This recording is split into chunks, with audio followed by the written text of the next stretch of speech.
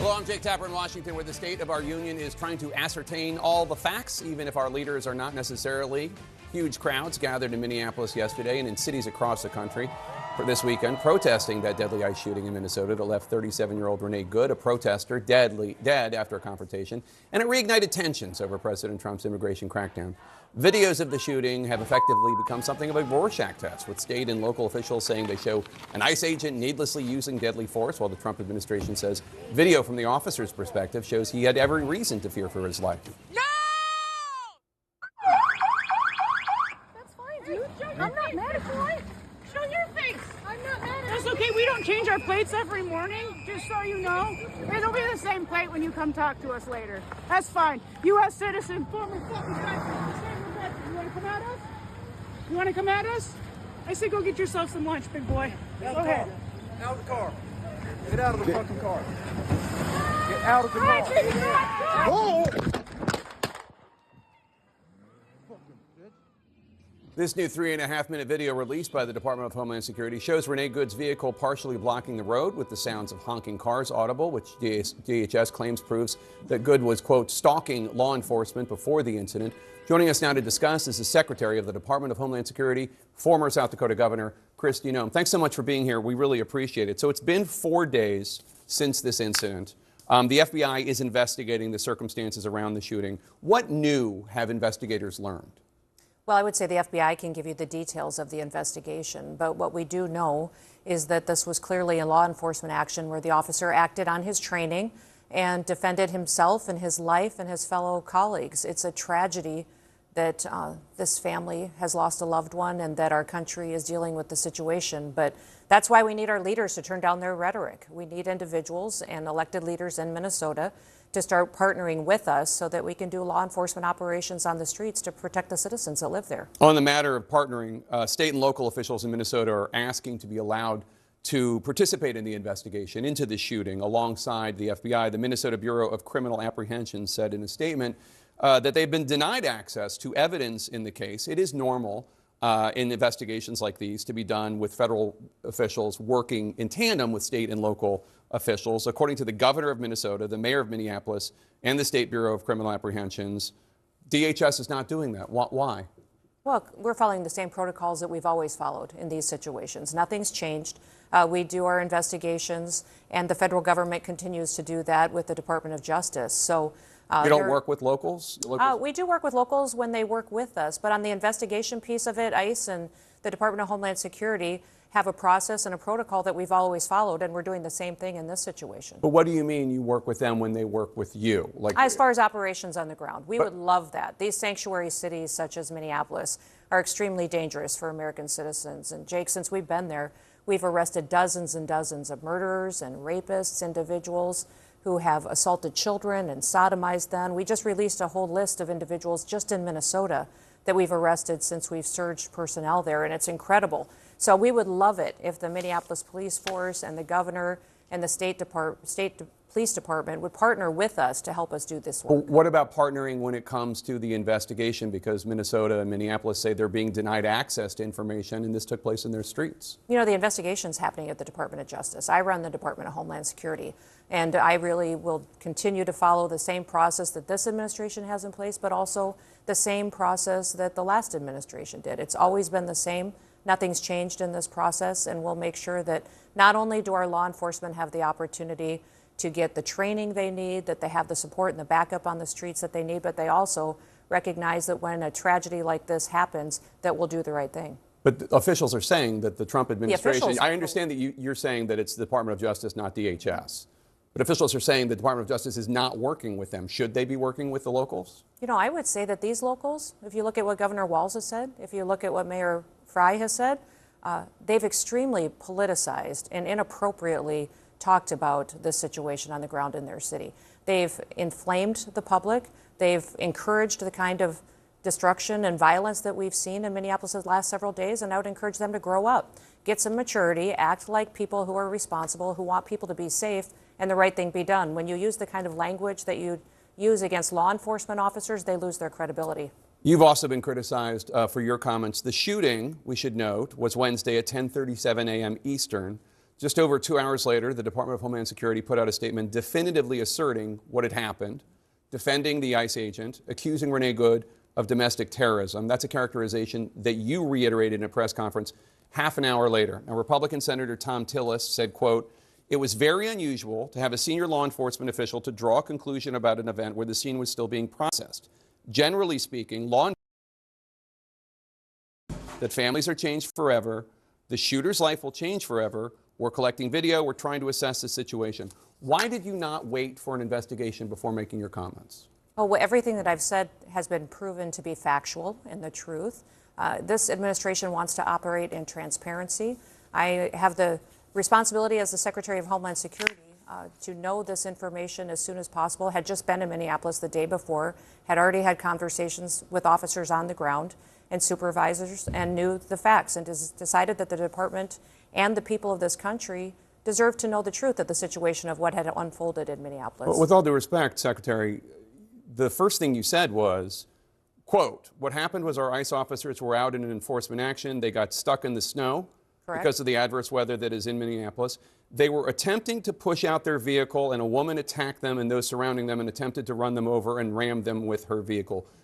That's not what happened. We all saw what happened. It absolutely is what happened. Those officers had been out in enforcement action. A vehicle had been stuck. They had come to help get that vehicle out. That's when this individual started blocking traffic for minutes and minutes. You said that the woman attacked them and surrounded them and attempted to run them over and ram them with her vehicle.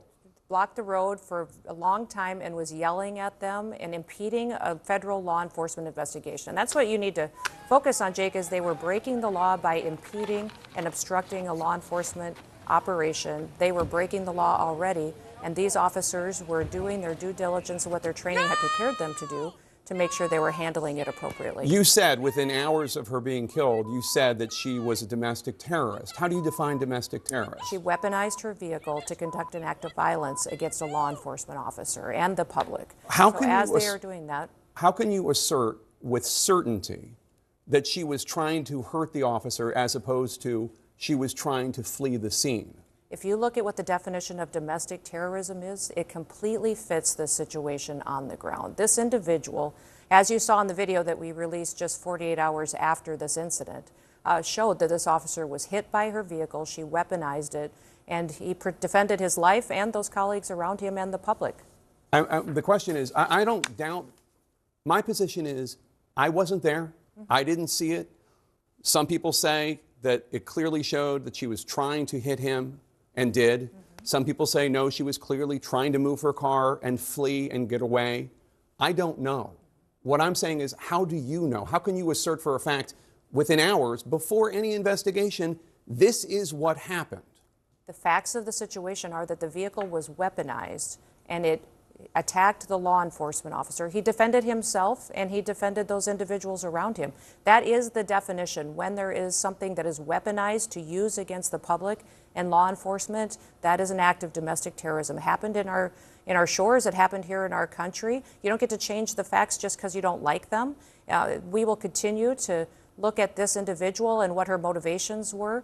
We know that there was, throughout that morning, she had harassed and impeded law enforcement operations. That raises the suspicion level with all of these law enforcement officers as far as paying attention to what her capacity is. And as you see on the videos, and they've proven out, that this law enforcement officer took the action that his training prepared him for, and he worked to make sure that he could save his own life and those around him. How can you assert that there's no ambiguity in this before any investigation has taken place? I had just been in Minneapolis and had been with those officers, had seen what they were facing on the streets every day, and had talked to their supervisors as soon as the incident happened and had gotten the facts and seen videos before I ever went to talk at that press conference. And the Trump administration and President Trump is the most transparent and open government that we've ever had. Give the public the information, give them what they need to know about a situation so they can have the truth as soon as possible. So if this agents were perfectly fine, if everything he did was accurate, does that mean that other ICE agents should He look at wasn't perfectly fine. He was injured. He went to the hospital. No, his actions were fine. I didn't say. In fact, I think a lot of people and guests, and even you yourself, called this situation something very different and untruthful about what it was as far as what this did I say that was individual, untruthful? That this was not a correct definition of what was happening on the ground. That this I said that your description, they were attempting to push out their vehicle and a woman attacked them and those surrounding them and attempted to run them over and ram them with her vehicle is not what we see on the videotape, and it's not. It absolutely is the facts of what happened on the ground that day. They were there pushing out a vehicle earlier. They had helped each other. But that's not do what that. you said. That's not what you said. Yes, they were pushing out a vehicle. Absolutely what I said. There's not one. We all seen the video. I don't need to relitigate it. We've all seen the video. She is blocking the street. They approach her. You haven't seen the video of the entire morning and the previous encounters with this individual. Oh, we have aired it. Yes, we have. On Thursday, we were airing and noting the fact that she was there for several minutes. For minutes and minutes and minutes, she was protesting without question. And at previous locations that morning, that absolutely, that these vehicles had been previously down the block on video that you haven't seen. There's more information but that this individual was impeding law enforcement operations throughout the previous moments and hours before this incident The question is, what was she doing when she was moving her car? The question That's the question. Is why are we arguing with a president who's working to keep people safe? Why are we arguing with law enforcement operations that have gone on in this country for years, and we're working to collect murderers and rapists and drug traffickers and fraudsters off the streets of Minnesota, and we don't have local law enforcement and local elected officials that are partnering with us to help do that work? Overwhelmingly, the people in this country said they wanted America to be safe again, that they didn't want dangerous criminals on our streets. I would encourage the elected leaders in that city and in that state to work with us so that we can do our operations without the kind of opposition and people that are conducting and perpetuating the kind of violent rhetoric that we're seeing today. DHS policy authorizes use of deadly force only, quote, when no reasonably effective, safe, and feasible alternatives appears to exist. Could he not have just gotten out of the way? This individual and this officer is a highly experienced law enforcement officer. He has years of training and specialized training for these types of situations. We're grateful that he's alive. It's a tragic situation, and we're going to continue to work on the investigation into the individual and find out what the motivations were behind her actions that day. We're grateful that, that he's alive, too. I want to play this moment from the officer's cell phone video.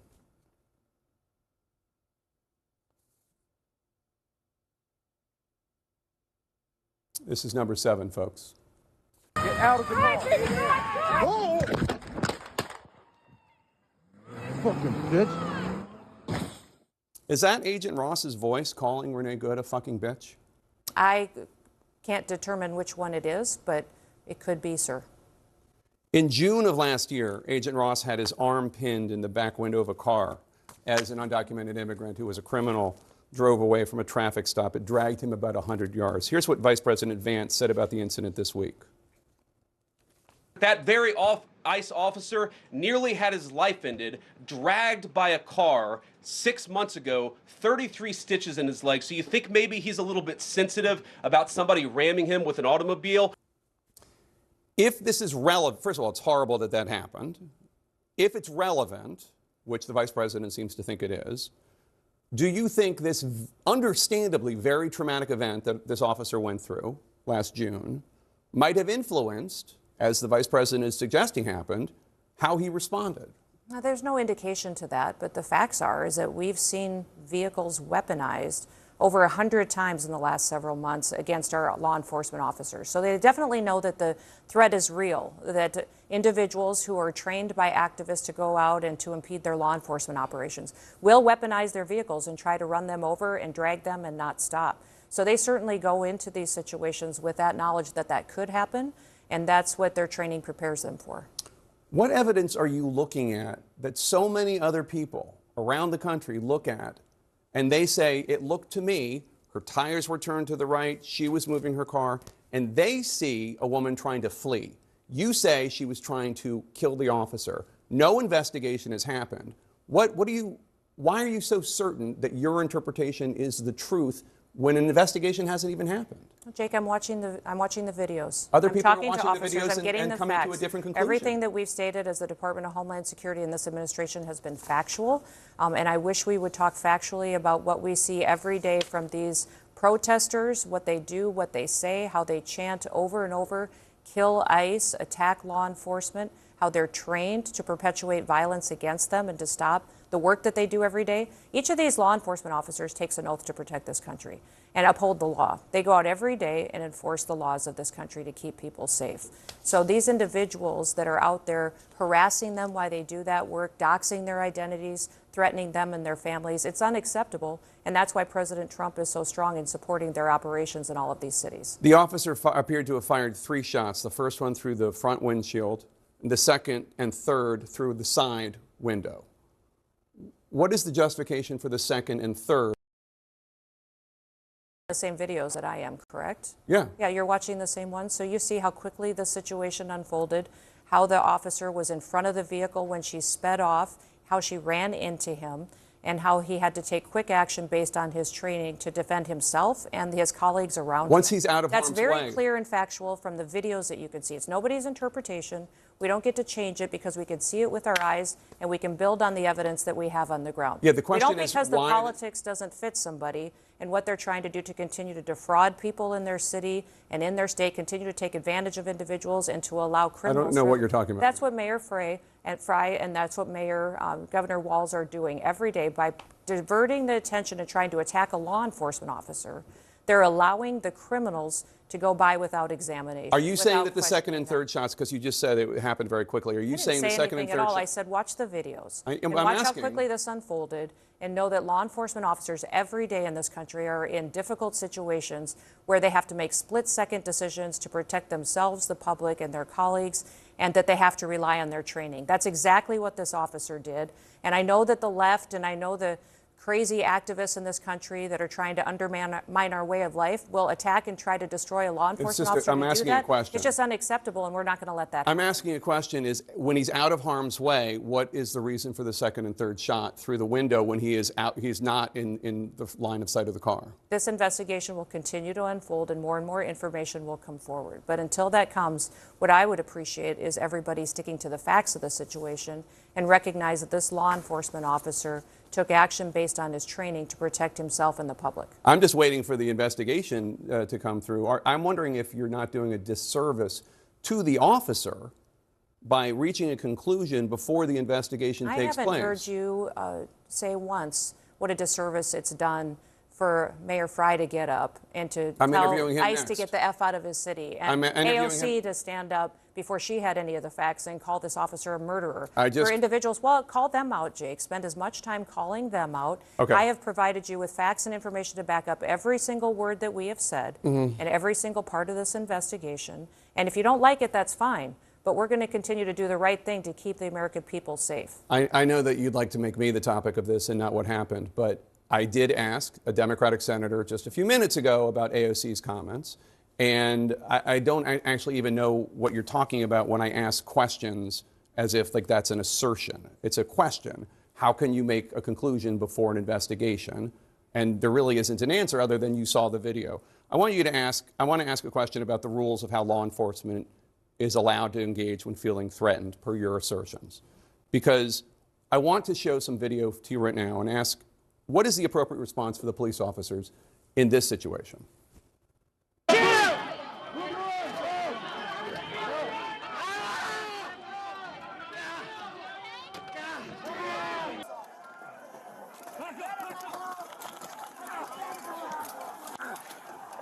Those are law enforcement officers being physically attacked. By this standard, would any of those officers be justified in shooting and killing the people causing them physical harm? Every single situation is going to rely on the situation those officers are on. But they know that when people are putting hands on them, when they are using weapons against them, when they are physically harming them, that they have the authority to arrest those individuals. The president pardoned every single one of those people.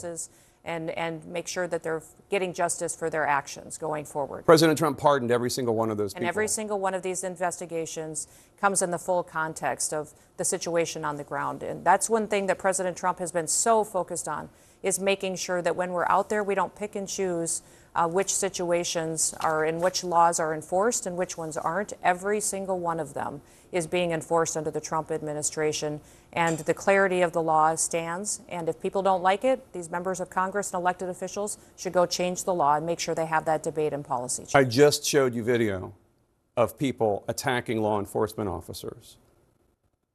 Undisputed proof, undisputed evidence.